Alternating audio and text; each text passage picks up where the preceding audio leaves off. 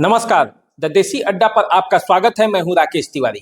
देखिए, जैसे जैसे नामांकन की तिथि नजदीक आती जा रही है, पार्टियां अपने अपने प्रत्याशियों का नाम फाइनल करते जा रही हैं। देखिए, बिहार उपचुनाव को लेकर ताजा अपडेट ये है कि विभिन्न पार्टियों ने अपने प्रत्याशियों के नाम की घोषणा कर दी है। कुछ घोषणा करने वाले हैं, एक दो सीटों पर मामला फंसा हुआ है। बाकी लगभग सभी पार्टियां अपने अपने उम्मीदवारों का नाम की घोषणा कर चुकी है। कई लोग नामांकन भी भर चुके हैं। आज जो ताजा ताजा खबर आया है कि आज जो ऐलान हुआ है, AIMIM के दो प्रत्याशियों के नामों की घोषणा कर दी गई है। बेलागंज से मोहम्मद जालिम अली हसन ये AIMIM के प्रत्याशी होंगे, जबकि इमामगंज से कंचन पासवान को चुनावी मैदान में AIMIM ने उतारा है। इसी तरह से रामगढ़ के सीट पर जो जन सुराज का टिकट, अंतिम टिकट रुका हुआ था, उसके नाम का ऐलान हो गया है। सुशील कुशवाहा यहां से जन सुराज के प्रत्याशी होंगे। तो कुल मिलाकर AIMIM दो सीटों पर अपने उम्मीदवार उतार दिया है। बाकी रामगढ़ और तरारी, ये दो सीट पर अभी उनको घोषणा करना है कि उनके प्रत्याशी कौन होंगे। दो सीटों पर उम्मीदवार AIMIM ने भी उतार दिया है। रामगढ़ से जन सुराज ने भी अपने प्रत्याशी उतार दिए हैं और सुशील कुशवाहा वो प्रत्याशी हैं। तो जो सुशील कुशवाहा हैं, वो जमीनी कार्यकर्ता माने जाते हैं। वो बीजेपी से अपने राजनीतिक करियर की शुरुआत की थी और 2019 का चुनाव वो भाजपा के टिकट पर लड़े थे और 80,000 वोट पाए थे। तो अब वो जन सुराज के तहत वो रामगढ़ से अब चुनावी मैदान में उतर चुके हैं।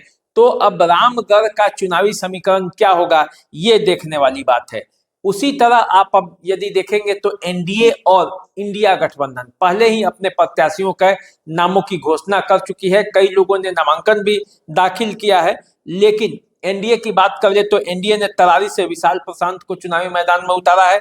इमामगंज से दीपा माझी हैं, रामगढ़ से अशोक सिंह हैं और बेलागंज से मनोरमा देवी NDA के प्रत्याशी हैं। और इंडिया गठबंधन के प्रत्याशी जो हैं वो रामगढ़ से RJD के प्रत्याशी के तौर पर अजीत सिंह हैं, तरारी से माले के प्रत्याशी के तौर पर राजू यादव हैं, बेलागंज से RJD के प्रत्याशी के तौर पर विश्वनाथ यादव हैं और इमामगंज से RJD के प्रत्याशी के तौर पर रोशन माझी हैं। तो इस तरह से देखा जाए तो सभी पार्टियों ने अपने अपने उम्मीदवारों के नाम की घोषणा कर दी है। एक दो सीटों पर किसी किसी दल का प्रत्याशी के नाम की अभी घोषणा होनी बाकी है।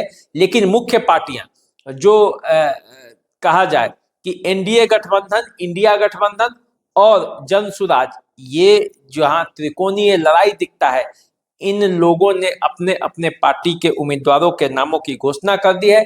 25 तारीख तक नामांकन होना है और उसके बाद 13 नवंबर को मतदान होगा और 23 नवंबर को मतगणना होगी। तो ये कुल मिलाकर अपडेट था बिहार विधानसभा उपचुनाव के जो 4 सीटों पर मतदान होने हैं और 4 विधायकों को चुने जाने हैं।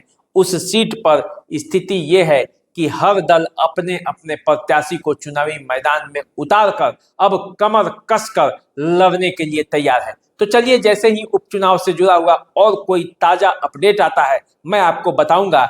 आप हमारे साथ बने रहिए। द देसी अड्डा देखते रहिए, चैनल को सब्सक्राइब कर लीजिए। नमस्कार।